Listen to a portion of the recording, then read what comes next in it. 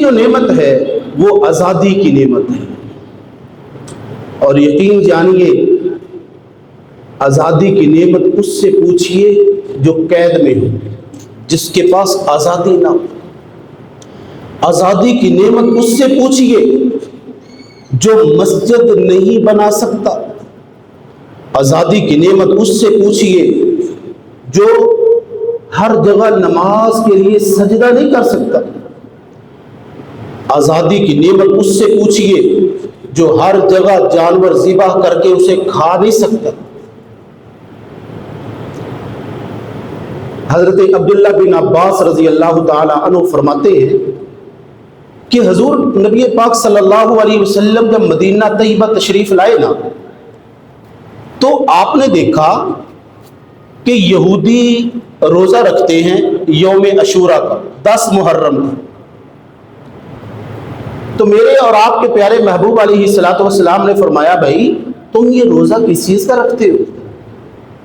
تو پتہ انہوں نے کیا جواب دیا؟ انہوں نے کہا جی ہمارے نبی حضرت موسیٰ علیہ السلام اور ان کی قوم کو اللہ نے فرعون سے آزاد کیا تھا، اس آزادی کی خوشی میں ہم روزہ رکھتے ہیں اللہ کا شکر ادا کرنے کے لیے۔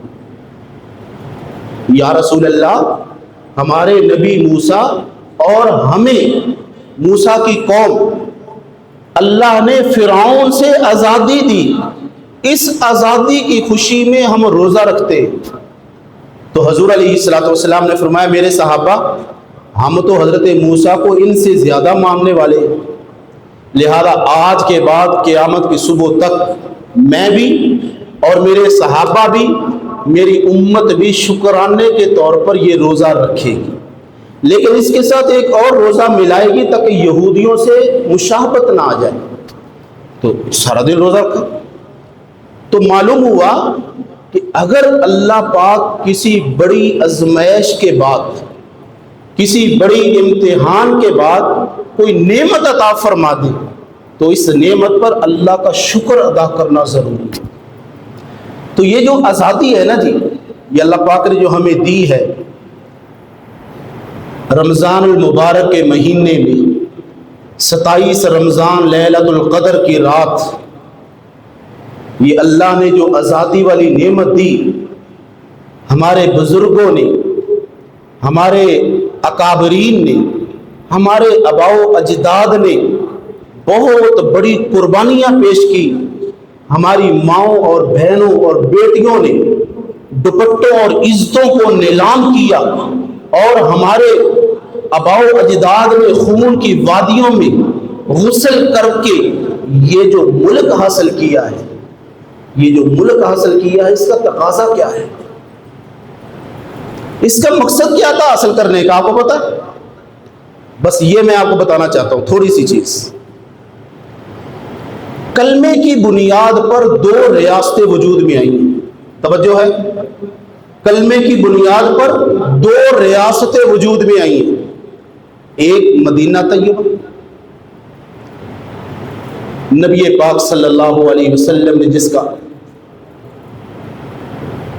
بنیاد آپ نے رکھی، مدینہ شہر طیبہ پاکیزہ جگہ،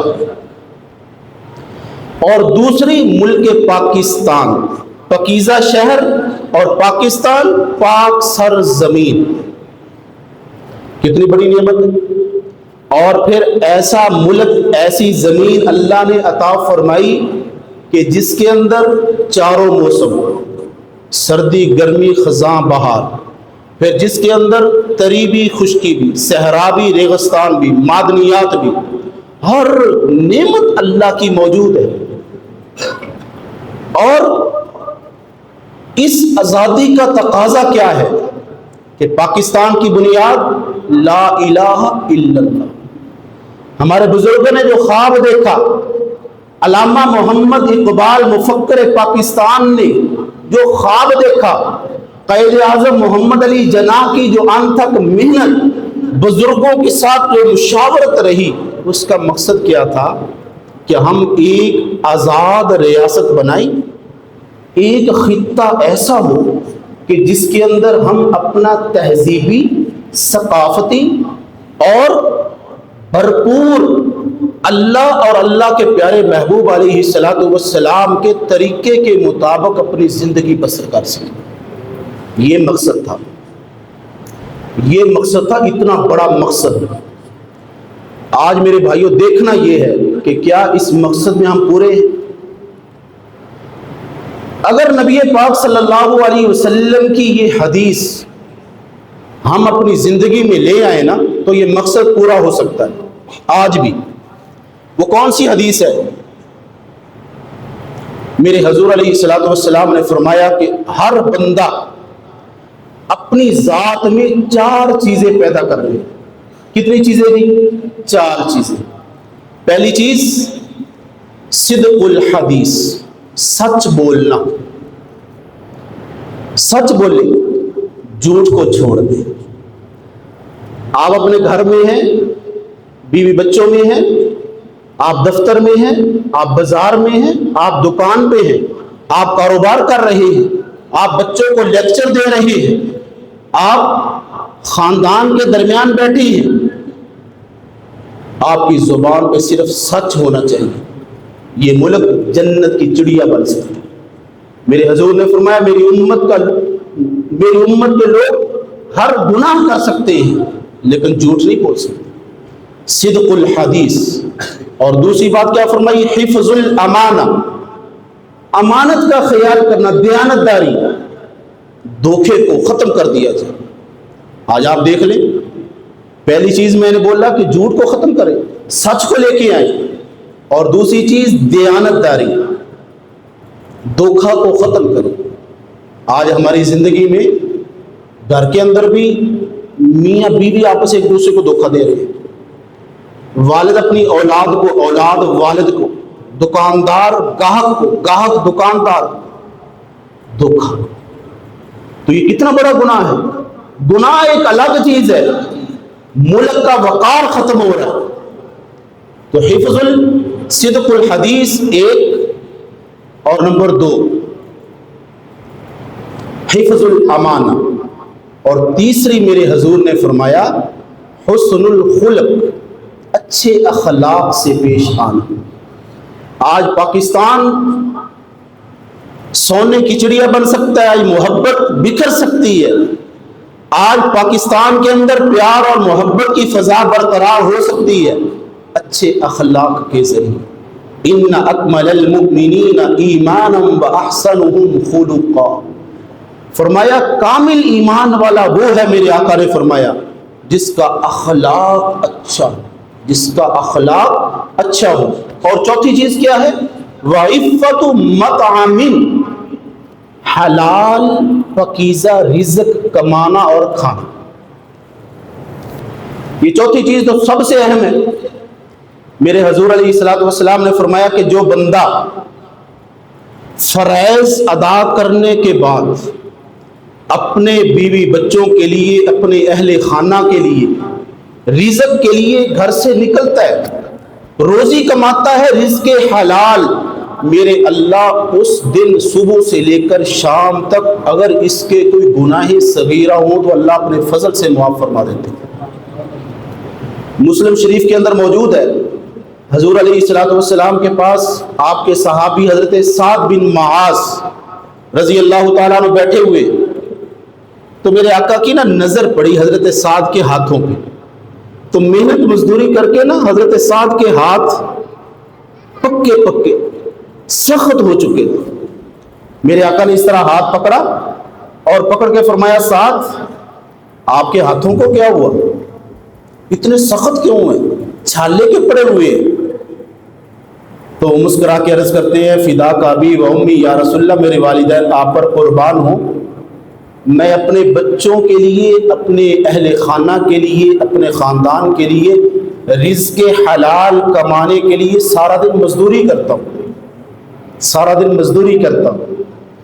تو میرے حضور نے اس طرح ہاتھ پکڑا اور بوسہ دیا، سبحان اللہ۔ حضور حضرت سعد کے ہاتھ کو بوسہ دیا، ایسے بوسہ دے کے فرمایا میرے صحابہ جو میرا امتی اپنے خاندان کے لیے رزق حلال کے لیے اس طرح محنت کرتا ہے، اللہ اس پر جہنم کی آگ حرام فرما دیتی ہے۔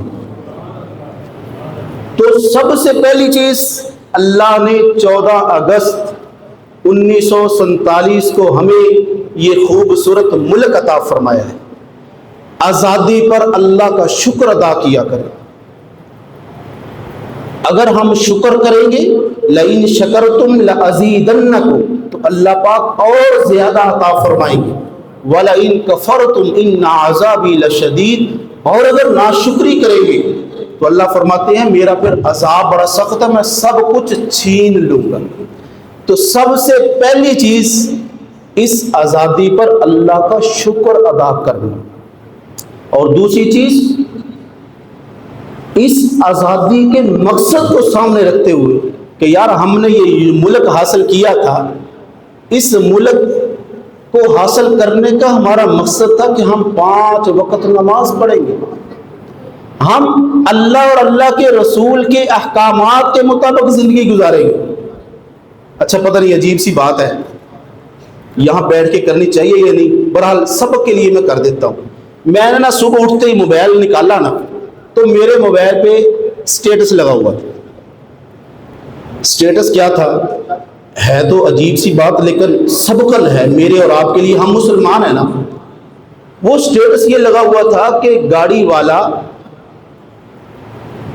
جھنڈا پاکستان کا لگایا ہوا ہے باہر، اور اندر انڈین گانے چل رہے ہیں۔ ہمارا مسلمان حضور کا امتی صبح اٹھتے ہی جب دکان کھولتا ہے پہلے سورہ رحمان لگاتا ہے، پھر نور جہاں لگا دیتا ہے۔ کیوں بھائی؟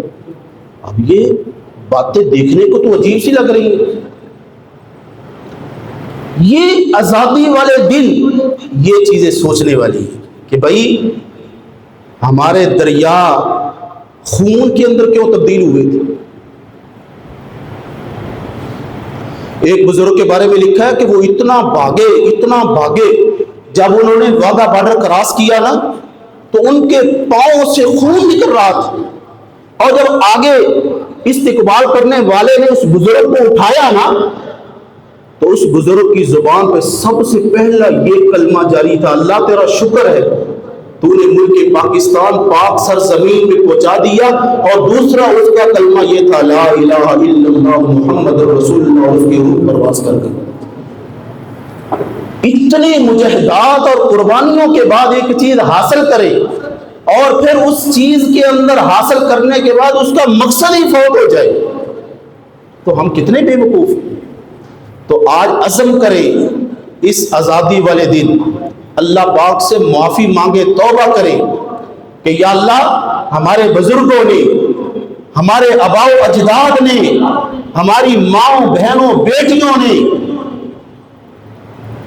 بڑی قربانیوں کے بعد یہ خطہ حاصل تو کیا تھا لا الہ الا اللہ محمد الرسول اللہ پہ، لیکن آج یہ کلمہ اوپر ہے، اندر نہیں داخل ہو رہا۔ اللہ اس بات پہ تو ہمیں معاف فرما اور ہمیں توفیق عطا فرما کہ ہم حضور کے اس کلمے کو اندر لے جا سکیں، حضور کی تعلیمات کو ہم اندر داخل کر سکیں۔